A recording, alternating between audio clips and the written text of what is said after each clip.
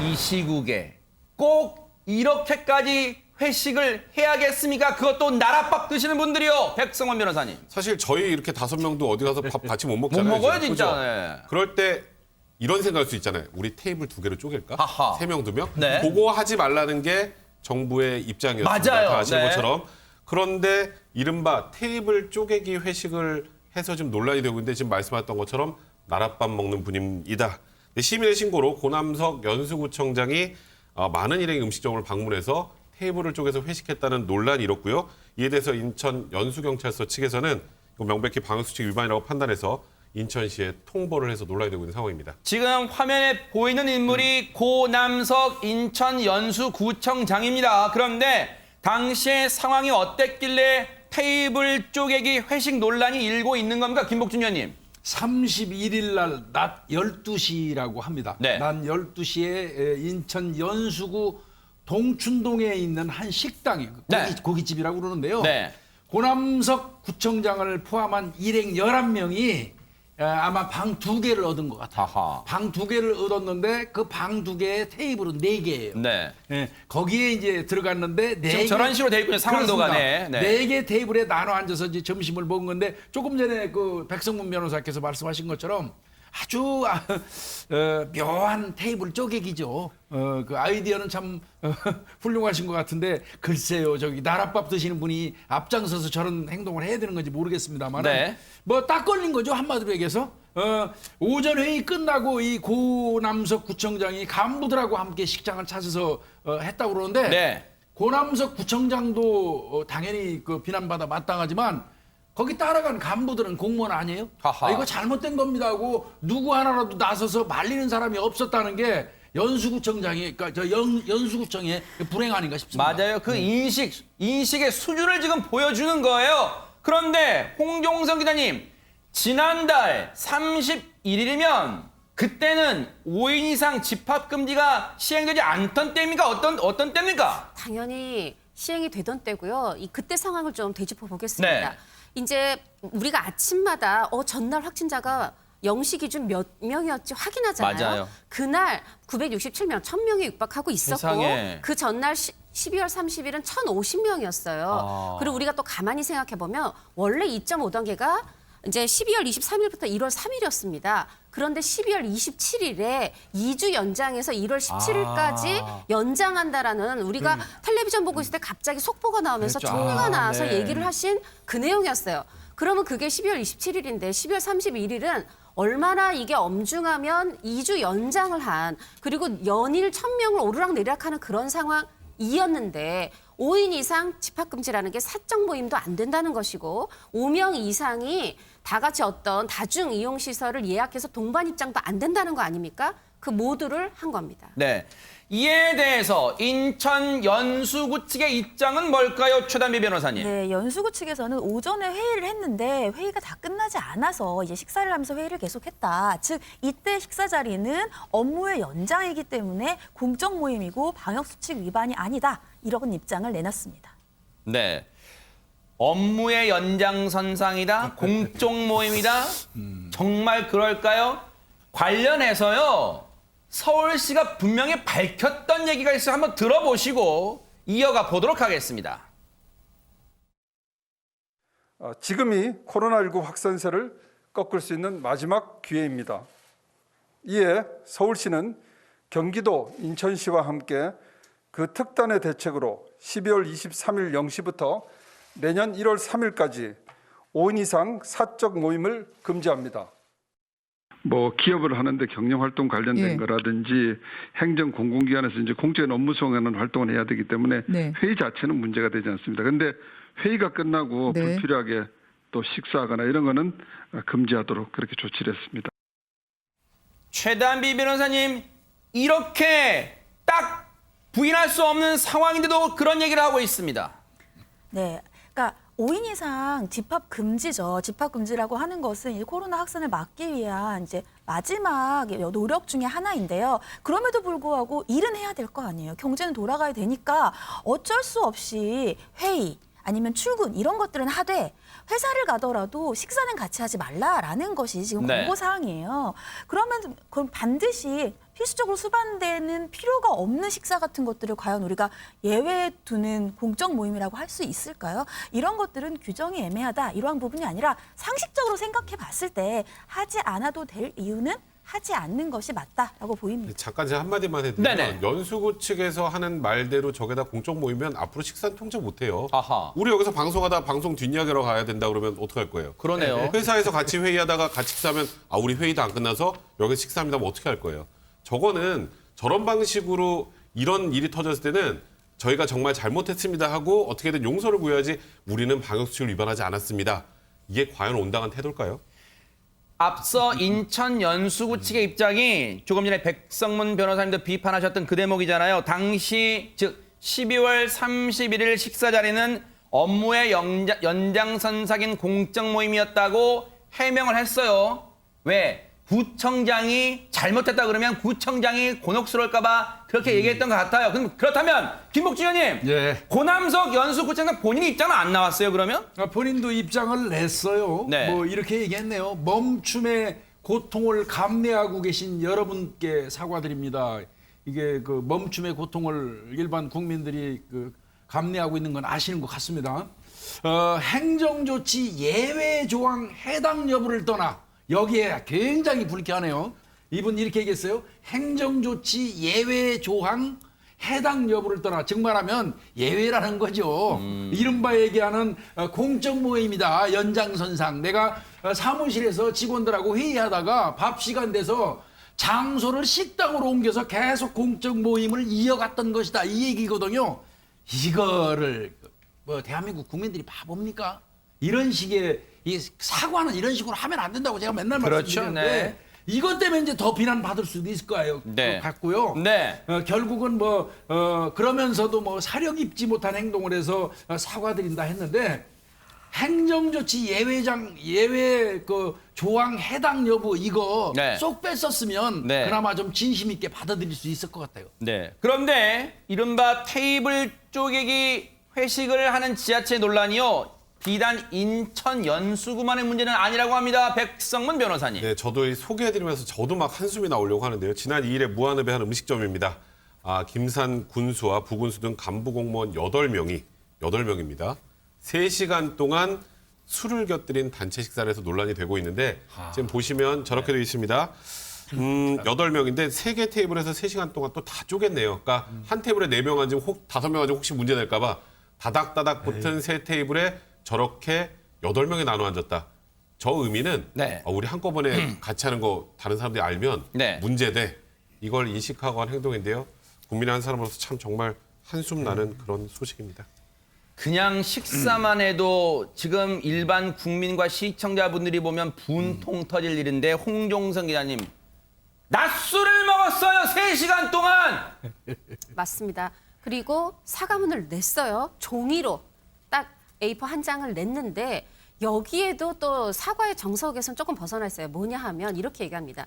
지금 AI 지금 저 화면 속 인물이 네. 김산 무한 군수입니까? 네, 네. 이제 AI가 발생하지 않았습니까? 그래서 우리 직원들이 새해 연휴인데도 금토일 3일 연휴였는데도 쉬지도 못하고 방역하느라고 애써서 안쓰러워서 늦게라도 밥 먹으려고 마련한 자리였다라고 하면서 그렇더라도 이유를 막론하고 심력 끼친 점은 머리 숙여 사과드린다 이렇게 했는데 네. 머리 숙여 사과한다고 했는데도 누리꾼들 반응은 좋지 않아요. 왜냐하면 첫째는 낮술이었고요. 둘째는 이후에 언론이 취재를 했을 때 그때부터라도 빨리빨리 사과를 해야 되는데 취재에 응하지 않았어요.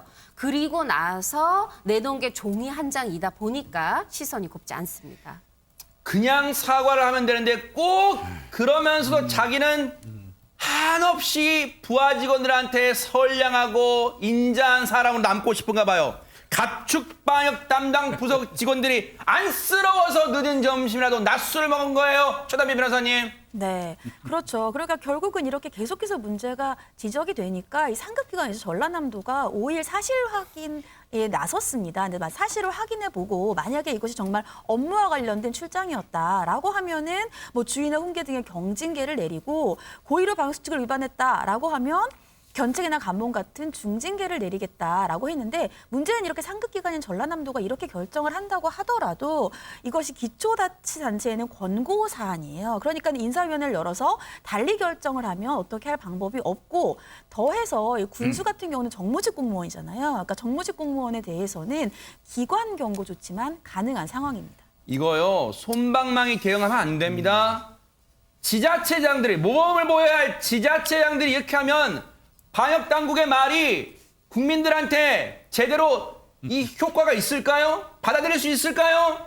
정말로 솜방망이 대응으로 나서는 마무리되면 안 될 거라고 생각됩니다. 그런데 경기도 지금 용인이요, 발칵 뒤집혔다고 합니다. 백성문 변호사님. 네, 지금 용인 수지구에 있는 한 교회에서 집단 감염이 계속되고 있는데요.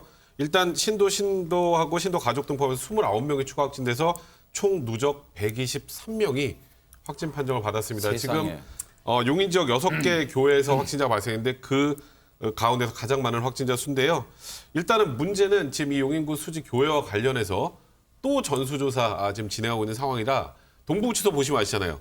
전수조사 할 때마다 계속 나오죠. 맞아요. 계속 나와요, 지금. 네. 그래서 이걸로 끝이 아닐 그런 상황이라 걱정이 많이 되는 상황입니다. 그런데 걱정되는 게요, 여기에는 확진자 중에는요, 이 교회발 확진자 중에는 아이들도 포함이 되는데, 근데 김복준 의원님, 예. 앞서 재롱잔치라 그래서 이게 대체 무슨 행사가 있었던 겁니까? 지난달 12월 23일입니다. 오후, 그러니까 밤 7시죠.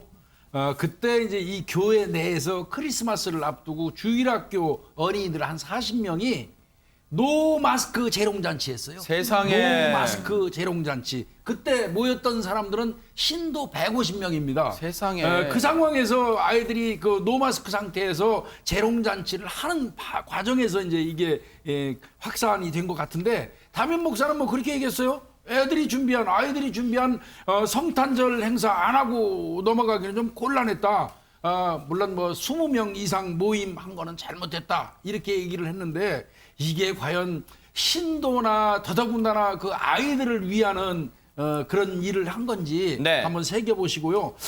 교회에서 좀 앞장서서 이런 거는 좀 구분 좀 해줬으면 좋겠어요. 아니, 지금 서울, 경기, 인천은 수도권은요, 2.5단계이기 때문에 비대면 예배를 권고하고 굳이 대면 예배 때는 인원수를 제한하고 있는데, 그럼 경기도 용인 이 지자체는 뭐 하고 있었던 겁니까? 최단미 변호사님. 이 용인 씨가 그러면 제대로 점검을 했느냐 또 이런 지적이 나오고 있는데요. 왜냐하면 주일 예배만 점검을 하고 이 평일 예배는 사실상 단속의 사각지대가 아니냐 이러한 얘기들이 나오고 있는 거예요. 근데 용인 씨에 따르면 일주일 내내 교회 예배를 다 점검하기는 사실상 불가능해서 일요일 주일 예배를 위주로 점검을 했는데 앞으로는 이 평일 저녁 예배에 대해서도 점검을 해서 방역수칙 위반 여부를 파악을 하겠다 이렇게 얘기는 하고 있습니다.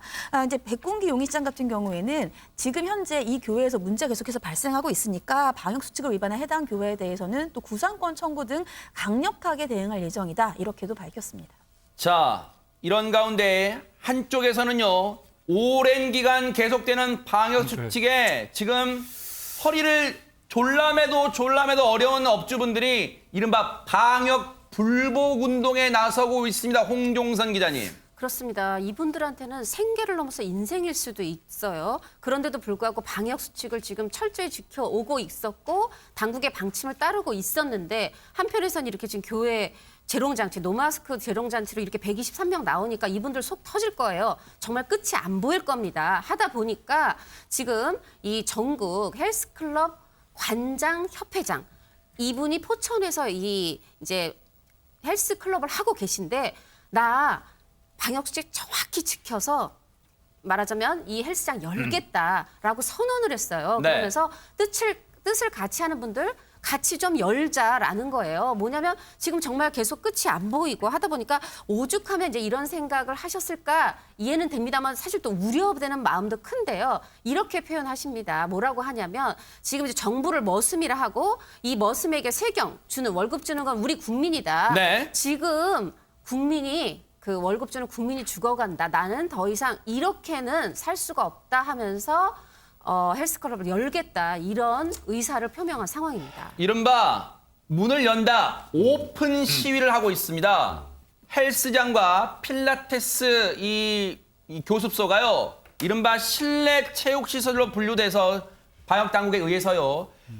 지금 앞서 4가지 장면 나온 거 한꺼번에 나온 거 좀 보여주세요. 4가지 장면을 보시면 지금 보세요. 지난달 16일입니다. 국회의사당 앞에서 우리 못 살겠다. 방역 수칙을 지키느라 지금 못 살겠다. 삭발식이 있었고요. 그제입니다. 업주들이 헬스클럽 문을 여니까 경찰이 신고를 받고 출동한 모습이고요. 어제는 더불어민주당사 앞에서 이른바 쇠창살에 갇히는 죄수 코스프레로 시위를 벌였어요. 항의하는 시위. 그리고 오늘은 부산시청 앞에서 이분들이 정말 못 살겠다는 이른바 근조, 상당한 시위를 또 하고 있습니다. 그런데 백성문 변호사 여기서 끝나는 게 아니라 추가 단체 행동도 지금 예고하고 있는 상황입니다. 네, 지금 뭐 2.5단계가 계속 연속 반복되고 있다 보니까 아예 문을 못 열잖아요. 문을 못 열면 사실 고스란히 임대료부터 그냥 아무 수입이 없는 손실만 본단 말이죠. 근데 그 와중에 또 이번에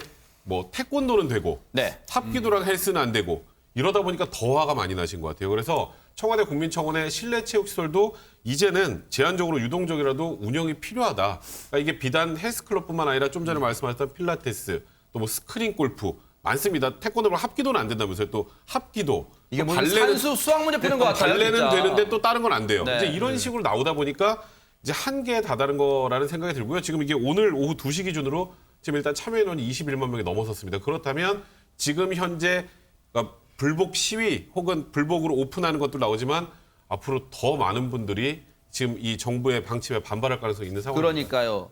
핀셋 규제가요. 언뜻 들으면 되게 정밀해 보이지만 마치 두더지 잡는 게임 같아요. 여기 막으면 여기서 터지고요. 불만이요. 그런 상황입니다. 그러다 보니까 방역 당국이 이런 얘기를 하는 지경까지 이르렀습니다. 들어보시고 이어가 보도록 하겠습니다.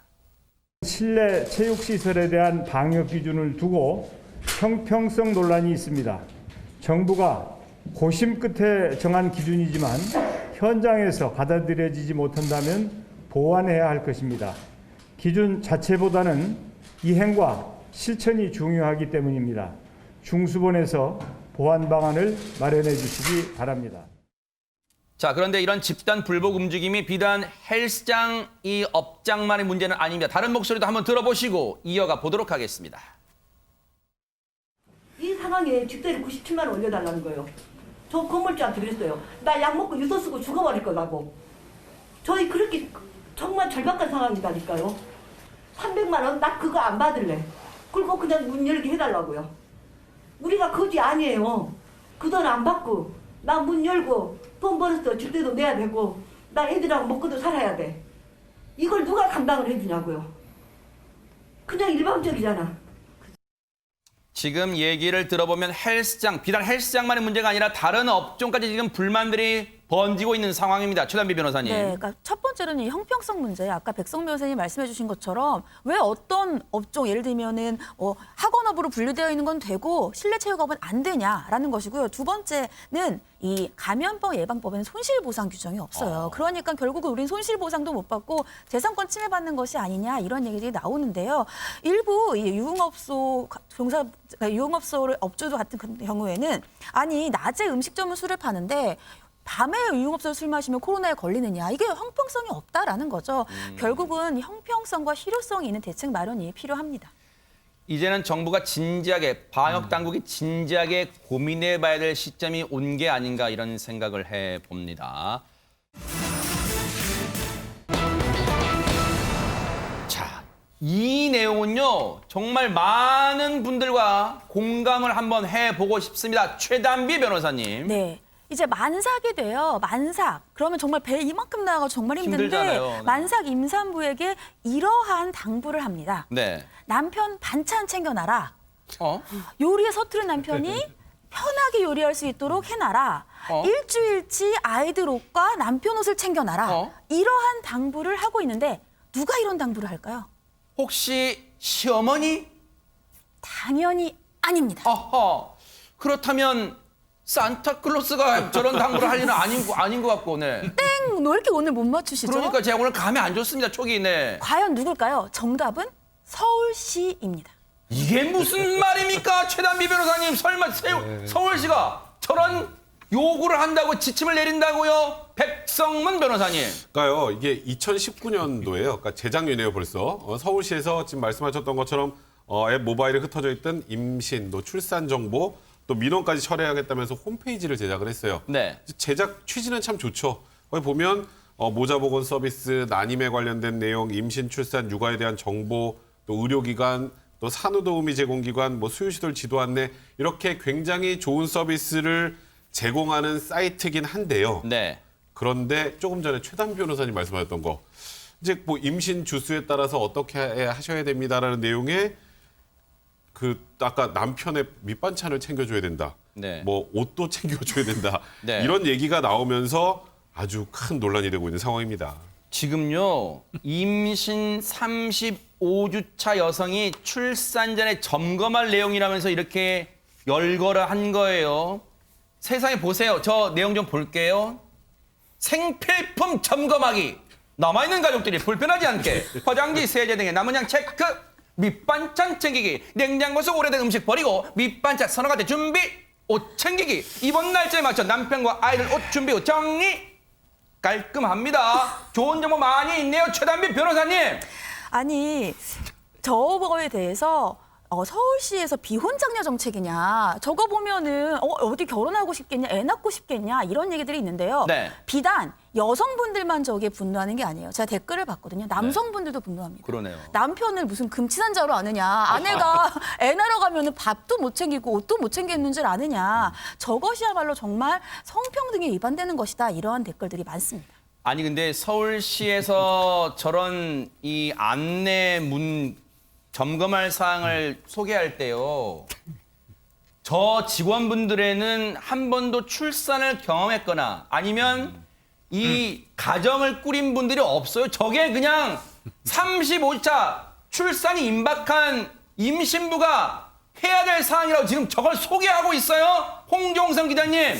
저는 이 글을 남자가 썼다 여자가 썼다 이렇게 성별로 나누고 싶지 않습니다. 정말 시대 착오적이고 아니 어떤 타임 리프트 조선시대 분이 와가지고 저 글을 대신 써주셨나 할 정도인데 어떤 부분이 화가 나냐면 저는 뭐 반찬 챙겨라 뭐 속옷 챙겨라 가족을 배려해라 이런 것도 다 말이 안 되지만 거기 보면요 그 속옷도 그 음식도 3일에서 5일분을 준비해 놓으라고 써 있어요. 저는 그게 뭐가 무서웠냐면 아니 그러면 내가 지금 병원에 출산하러 가는 그 3일 혹은 혹시 일이 있어서 길어지면 일주일 그때를 대비해서 준비해 놓으라고 하면 그러면 되돌아오면 집에 되돌아오면 출산하자마자부터 다시 식구들의 음식과 옷까지 챙기라는 겁니까? 네. 말이 안 되고요. 사실 저도 출산을 36차에 했어요. 네. 누구나 40차까지 가는 게 아니고 35차는 언제든지 출산할 수 있는 정말 만삭이거든요. 네. 정말 숨쉬기도 힘듭니다. 그런데 뭐 공감 능력 없다 해도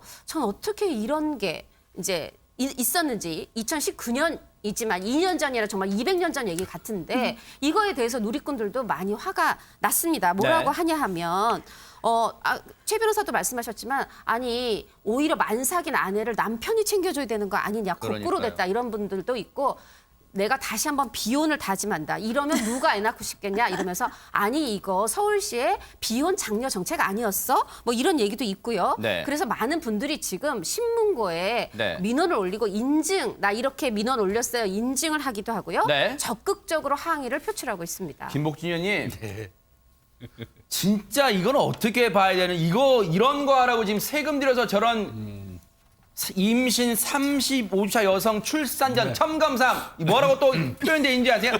꼭 알아주세요. 이렇게 써 있었답니다. 그러니까 기본적으로 서울시에서 여성은 요리와 청소, 남편 혹은 가족의 옷 챙기기를 책임지는 사람으로 인식하고 있나 봐요.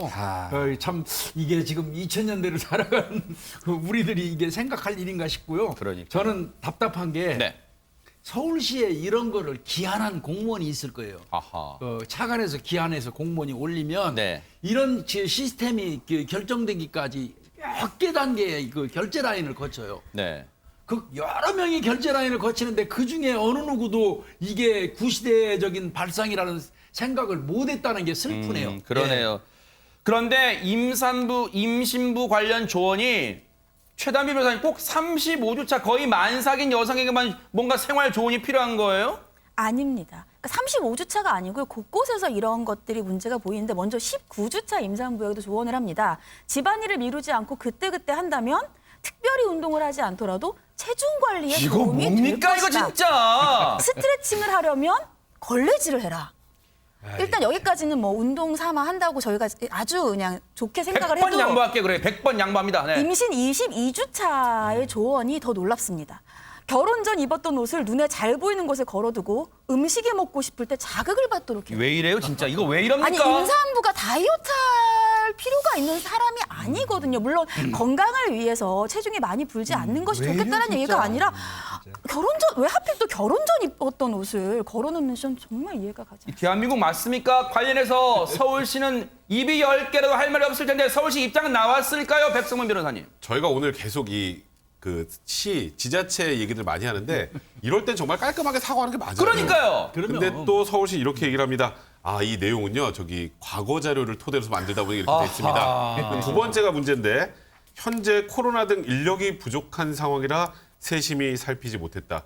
이거요, 2019년에 만든 거예요. 아하. 코로나로 문제 생건 작년이잖아요. 그러네요. 2019년에 만들었는데 왜 지금 코로나 등 인력이 부족한 상황이라 세심히 살피지 못했다. 이런 내용들로 변명을 합니까? 이런 것들은 우리가 심력 있게 파악하지 못했던 부분은 앞으로 적극 수정하겠다, 죄송하다 쪽으로 가야 되는데 이게 더 문제는 뭐냐면요. 네.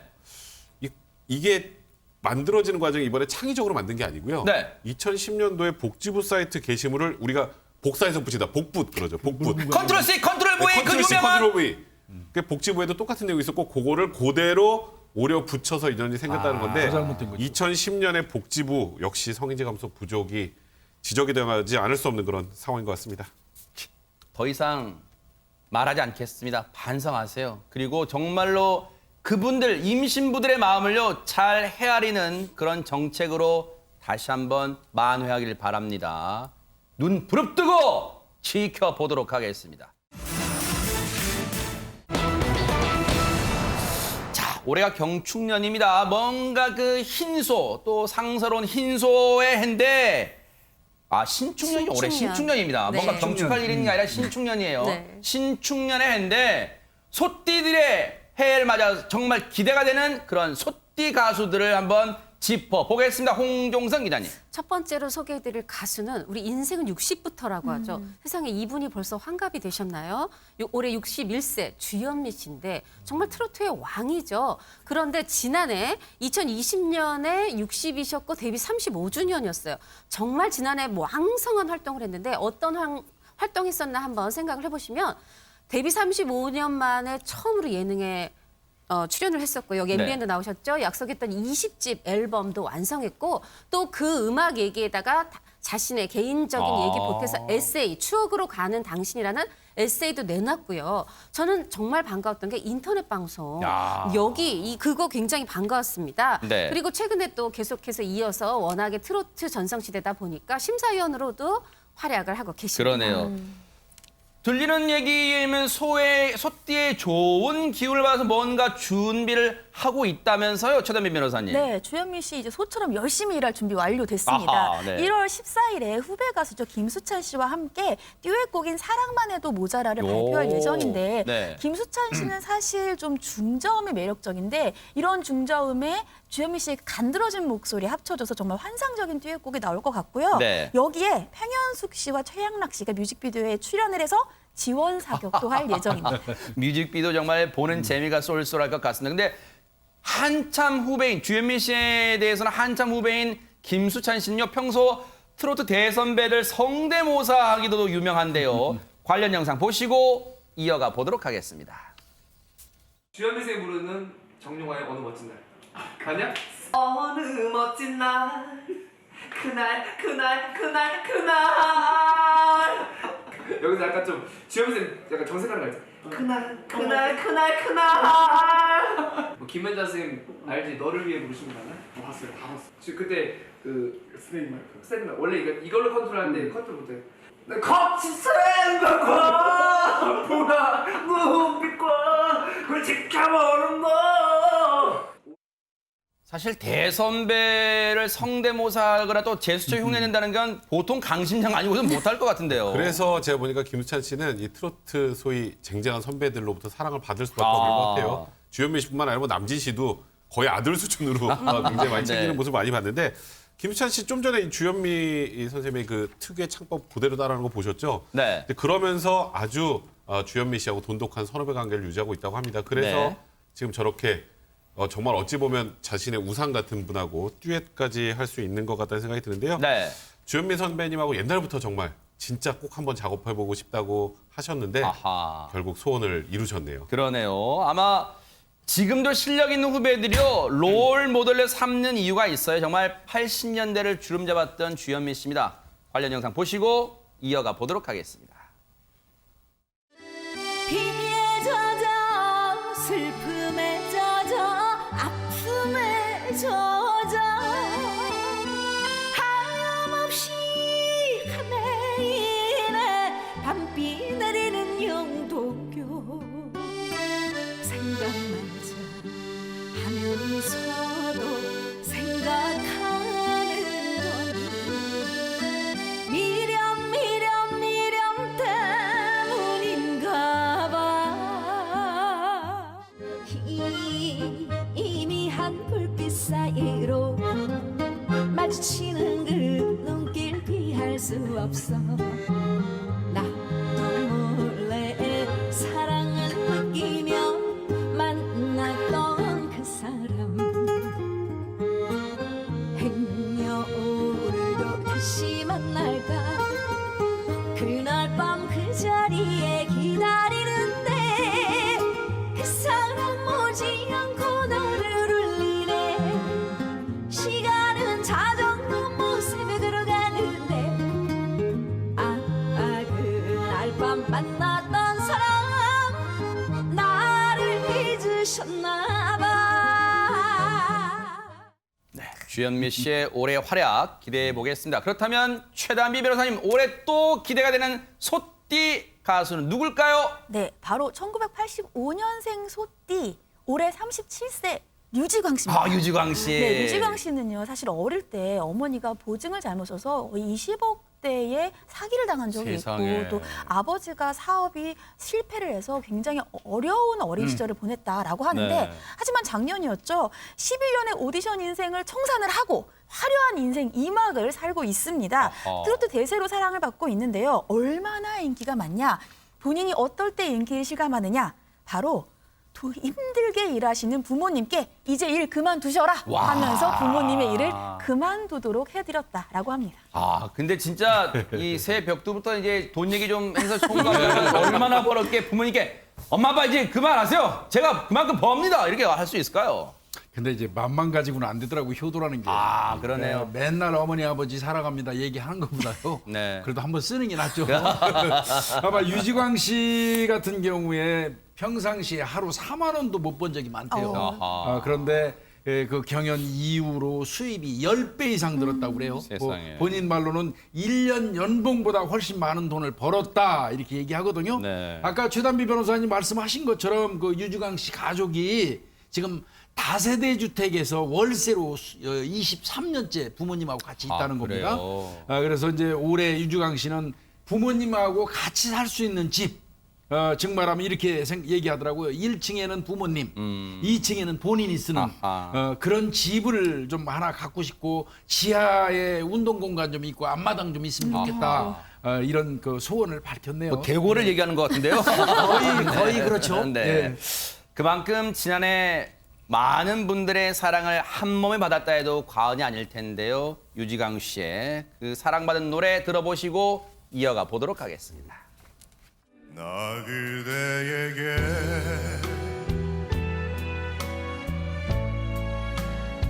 모두들이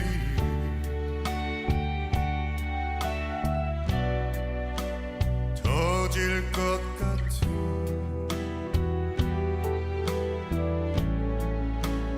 이 내 사랑을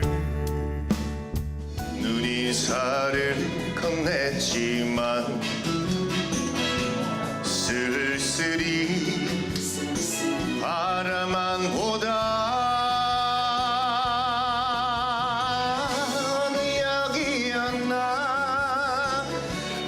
여기 있던가 오선 여인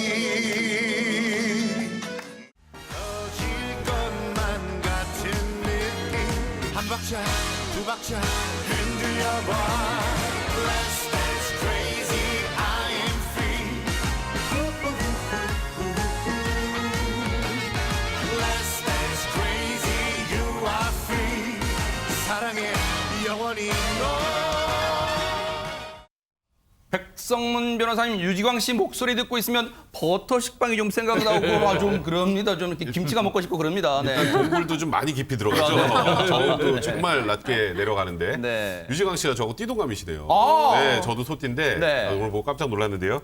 사실 유지광 씨 저 목소리 하나로 그냥 그때 경연에 끝을 냈어요.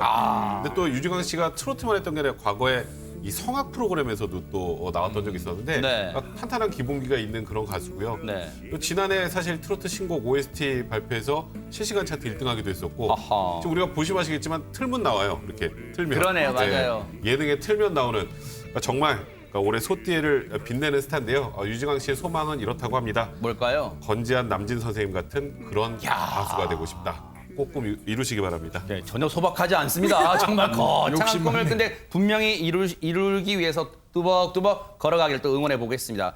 그런가 하면요, 류지광 씨와 동갑인 소띠 트로트 가수가 또 포부를 밝히고 있습니다. 홍종성 기자님 누굽니까? 저는 37살이 아니라 25살로 보이는데 홍자 씨. 아하. 네, 홍자 씨도 37살 소띠 스타입니다. 네. 사실 이제 홍자 씨가 지난해 굉장히 뭐 활약했고 옛날에 비해서는 뭐 수입이 뭐 20배 늘었다 막 이렇게 하는데 사연이 있어요. 아하. 이 건강이 좋지 않았다가 건강을 회복하고 너무 가난했다가 또 지금 이렇게 잘 되고 있고 하니까 많은 분들이 응원을 보태줘서 더 잘 되고 있거든요. 네. 그래서 경연 프로그램에선 3위였지만 네. 지난해 연말에 인기 트로트 가수 당신은 누구 조사했는데 1위였고요. 해바뀌자마자 또 첫 주에도 인기 스타 투표했더니 1위였어요. 야하. 올해 아주 잘 될 거라고 생각이 듭니다. 그러니까요. 아마 이게 다 홍자 씨의 넘치는 끼와 매력 덕분이 아닌가 생각되는데요. 관련 영상 보시고 이어가 보도록 하겠습니다. 세월이 흘러가도 변하지 않는 그런 사람 찾으시나요? 여기요 여기 있어요 그대 찾는 사람 하나뿐인 사람 여기 있어요 사랑아 날 데려가 너 없이 어떻게 살아 사랑아 날 데려가 너 없이 나 어떻게 살아 최단비 변호사님, 그럼 홍자 씨는 자고 일어나 보니까 하늘에서 뚝 떨어진 스타가 된 거예요. 어떻습니까? 아닙니다. 이 홍자 씨의 탄생에 큰 역할을 한 사람이 있어요. 홍자 씨의 원래 본명이 박지민이에요. 어허. 근데 박지민 예쁜 이름이지만 홍자라는 이름이 더 입에 착착 붙죠. 자신의 예명을 어떻게 만들었는지 비하인드 스토리를 공개를 했는데 네.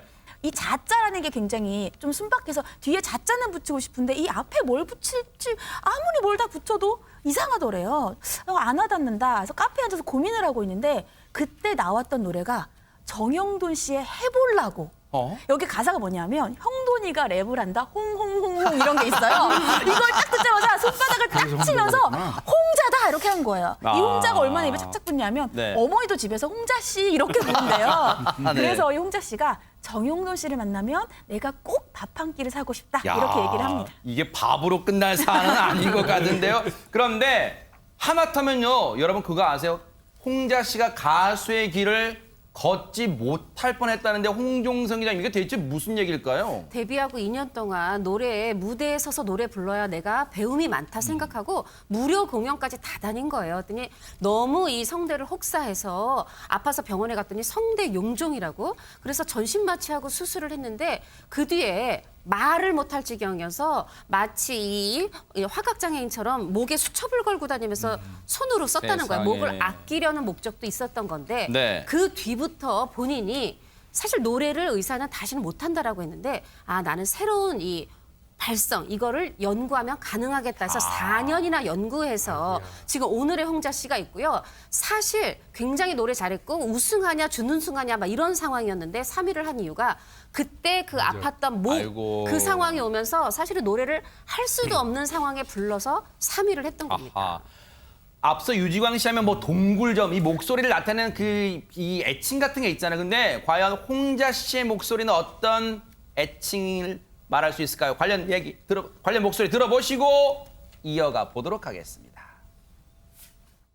하늘이여 저 사람 언제 또 갈라놓을까요 하늘이여 간절한 이 소망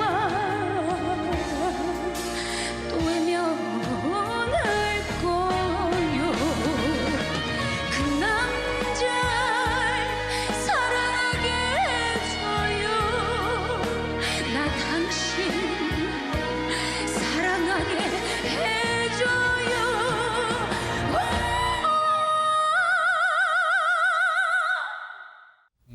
아 목소리가요 정말 소름이 전율이 막 돋습니다. 그런데 앞서 홍자 씨 탄생에 정말 큰 역할을 했던 분이 정영돈 씨 정말 뜻하지 않게요. 그런데 홍자 씨는 그러면 과거에 고생 같은 건 모르고 살았을까요? 어떻습니까? 아닙니다. 홍자 씨 2012년도에 데뷔했어요. 그래가지고 오랜 기간 무명으로 있으면서 엄청나게 생활고를 겪었다고 그래요? 하거든요. 무명 때는 알바를 엄청 많이 했더라고요. 뭐 속눈썹 연장, 편의점 알바는 기본이고 자동차, 뭐 경리직, 네일아트 등등 하면서 버텨왔던 것 같은데 네. 사실 제가 홍자 씨 팬이거든요. 아, 그래요? 그 여름에 낚시 다니면서 장거리 갈 때는 꼭 홍자 씨 노래 이렇게 듣고 갔어요. 방서희양 네. 팬에 이어서 또 홍자 씨 팬도 맞죠? 네. 방송인은 그렇죠. 팬은 네. 여러 명일 수 아, 네. 있으니까요. 네, 그 아주 노래 들으면 뭐 눈물이 쑥 빠지고 이렇잖아요. 네. 정영돈 씨한테만 사지 마시고 식사는 제가 살 테니까 한번 기회 주셨으면 좋겠습니다. 그러니까요. 예. 정말 그래서 그럴까요? 홍자 씨 노래에 그 젊은 나이지만 많은 인생의 희로애락이 녹여 있는 거 아닌가, 녹아져 있는 거 아닌가 그런 생각도 듭니다. 백성문 변호사님. 그래서 지금 홍자 씨 목소리 딱 들으면 그냥 그거 들으면서 슬프잖아요. 맞아요. 사실 저도 굉장히 팬이어서 아, 그래요? 저는 같이 찍은 사진도 있습니다. 와! 네. 근데 사실 이 홍자 씨가 경연에 나갔을 때도 보면 주로 이 발라드, 트롯 발라드를 주로 많이 불렀는데 홍자 씨가 딱 부르면 그게 원곡이 잘 기억이 안 날 정도로 그냥 그 자체로 애절함과 슬픔이 같이 들어왔었던 것 같아요. 저도 이제 홍자 씨가 이제 여기도 띠동갑이네요, 저랑. 네, 홍자 씨 올해 대박 나시길 빕니다. 그러니까요.